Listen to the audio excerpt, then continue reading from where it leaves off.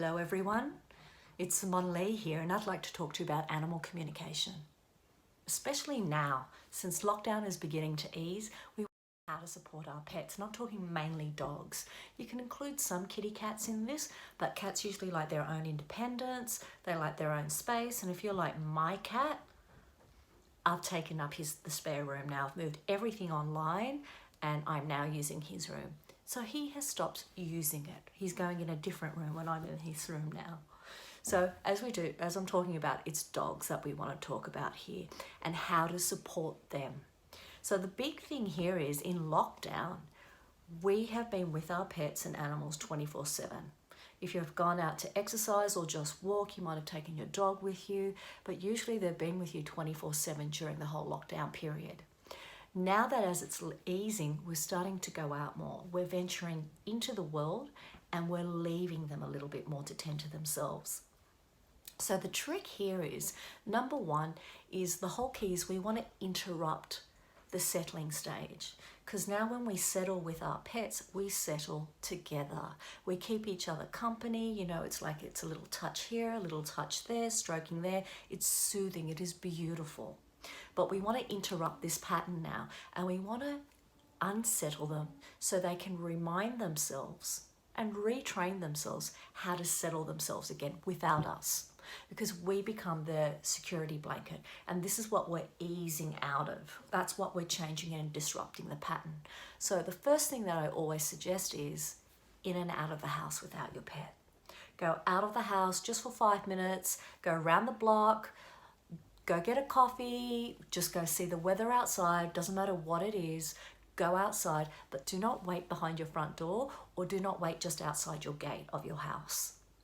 Animals can sense us. Dogs have a smell that is just from distance to miles. So you just being in the background there, they can sense you. You need to go out of their range. So if you can do that 3 to 5 times a day, that will start interrupting their settling process and they have to settle themselves again. The second one that I do suggest is to move around in the house. If you're working from home or you're relaxing at home, just when you're lying down or sitting down and your pet settles next to you, gently get up, calmly and gently get up and move to another room or move to the other end of the room. They may follow you and settle themselves, or eventually they'll just look at you and go, oh, there they go again. And they'll learn to settle themselves exactly where they are. This is teaching them to regain some of their independence.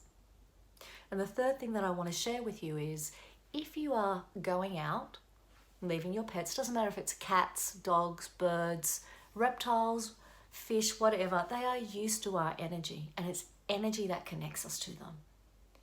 That's how they know that we're coming home before we've come home, before we've knocked on the door or put the key in the door. They know that we're coming. That's what they do know. So the whole trick is to get your energy up, collected and calm together.